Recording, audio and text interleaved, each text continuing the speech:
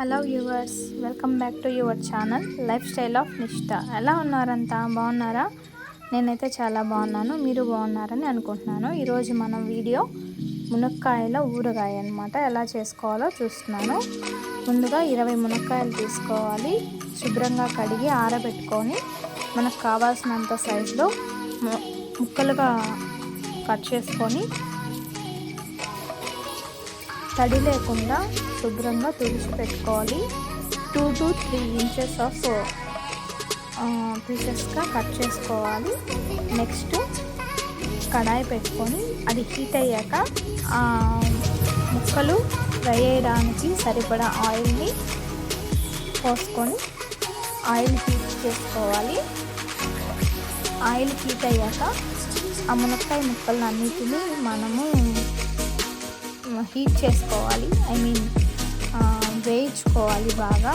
మరీ ఎక్కువ వేయించుకోకూడదు. మరీ ఎక్కువగా వేయించుకుంటే మునక్కాయ అనేది విడిపోతుంది. అలాగని మరీ ముందుగానే తీసేయకూడదు. జస్ట్ ఆ పచ్చి వాసన అనేది పోవాలి. నేను ఆల్రెడీ ఇంతకుముందు ఒకసారి ఆ మునక్కాయ ఊరగాయ చేశాను. అది కొంచెం తక్కువ ఫ్రై అవ్వడం వల్ల ఇంకా కొంచెం పచ్చి వాసన అలా ఉంది అని అన్నారు. కానీ ఎక్కువ ఫ్రై అయితే మాత్రం అది 3 ముక్కలుగా ఊడిపోతుంది. కాబట్టి మనం మళ్ళీ చాలా జాగ్రత్తగా ఫ్రై అనేది చేసుకోవాలి. కొంచెం గ్రీన్ కలర్గా ఉన్నప్పుడే చూసారు కదండి. మరీ గ్రీన్గా ఉండకూడదు, అలాగని మరీ బాగా ఫ్రై అయిపోకూడదు. కొంచెం జస్ట్ ఆ పచ్చి వాసన పోగానే అన్నిటినీ తీసేసుకోవాలి. ఇదండి ఆ కలర్ అన్నమాట. మీడియంగా సరిపోతుంది. అలాగా అన్ని ముక్కల్ని తీసుకెట్టుకోవాలి.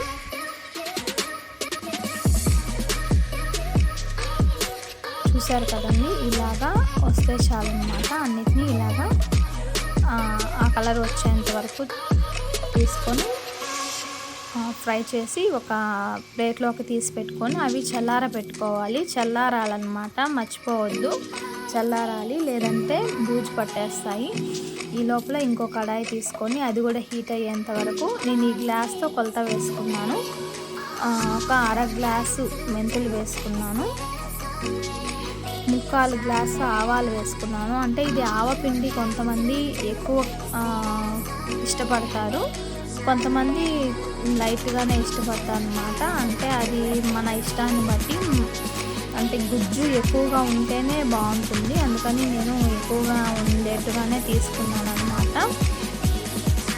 ఇవి బాగా కొంచెం గోల్డెన్ కలర్లోకి రావాలి, చిటపటలాడాలన్నమాట.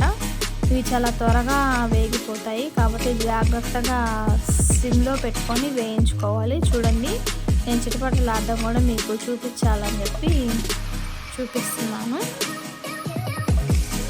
చూసారు కదండి, నేను చాలా సంవత్సరాల తర్వాత వాయిస్ ఓవర్ మళ్ళీ ఇస్తున్నాను. ఏదన్నా పొరపాటు ఉంటే సారీ అండి, కొంచెం కన్విన్స్ అవ్వండి. చూసారు కదండి, అలా గోల్డెన్ కలర్లోకి వచ్చాక మిక్సీ పట్టుకోవాలి. కొంచెం పొడిగా వేసుకొని పక్కన పెట్టుకోవాలి. అండ్ నెక్స్ట్ వేడి నీళ్ళలో చింతపండుని నానబెట్టుకోవాలండి. 20 మునక్కాయలు అన్నమాట. 20 మునక్కాయలకి ఒక 1/2 కిలో పైనే పడుతుందన్నమాట చింతపండు. వేడి నీళ్ళలో నానబెట్టుకుంటే త్వరగా నానుతుందన్నమాట. నానబెట్టి పెట్టుకోవాలి. ఈ లోపల మళ్ళీ కడాయిలో పోపు పెడుతున్నాం అన్నమాట ఊరగాయకి. కొంతమంది తెల్లగడ్డ కూడా వేస్తారు, నేనైతే తెల్లగడ్డ వేసుకోవట్లేదు. ఇష్టమైన వాళ్ళు వేసుకోవచ్చు, అది మీ ఇష్టం అన్నమాట. ఆయిల్ వేసుకొని జస్ట్ నేను పోపుకు మాత్రమే వేస్తున్నాను ఆయిల్. మళ్ళీ మనం ఊరగాయలో మళ్ళీ వేస్తామన్నమాట. ఆవాలు, జీలకర్ర, మినప్పప్పు, పచ్చిశనగపప్పు కూడా వేసుకోవచ్చు, అది మీ ఇష్టము. నేనైతే వేయట్లేదు. అండ్ ఇంగువ, పసుపు ఖచ్చితంగా వేయాలండి. అండ్ నువ్వులు కూడా మంచి ఫ్లేవర్ ఇస్తుంది, అందుకని నేను వేసుకుంటున్నాను. తెల్ల నువ్వులు అన్నమాట. వేస్తే చాలా మంచిది, మంచి ఫ్లేవర్ కూడా ఇస్తుంది అన్నమాట. వేసుకొని అవి చిటపటలాడాక ఇంగువ, పసుపు నేను ఆల్రెడీ నెక్స్ట్ మళ్ళీ యాడ్ చేస్తాను, దాని తిరగమాతలో వేయట్లేదు. ఇది చిటపటలాడాక దీన్ని కూడా ఒక డిష్లో తీసి పెట్టుకుంటున్నాను. అండ్ నెక్స్ట్ తర్వాత మళ్ళీ కడాయి తీసుకొని మనం ఇంటాక చింతపండుని వేడి నీళ్ళల్లో నానబెట్టుకున్నాం కదండి, ఆ చింతపండు గుజ్జుని ఒక స్ట్రైనర్లో తీసుకొని ఆ పిప్పి రాకుండా చింతపండుని మాత్రమే గుజ్జుని మనము చింతపండు పులిహార చేసుకుంటాం కదా అలాగా వేసుకోవాలన్నమాట. ఎక్కువ వాటర్ వేయకుండా, ఎందుకంటే ఎక్కువ వాటర్ వేస్తే అది దగ్గర పడటానికి టైం పడుతుంది. అందుకని వాటర్ తక్కువ తీసుకొని చింతపండు గుజ్జుని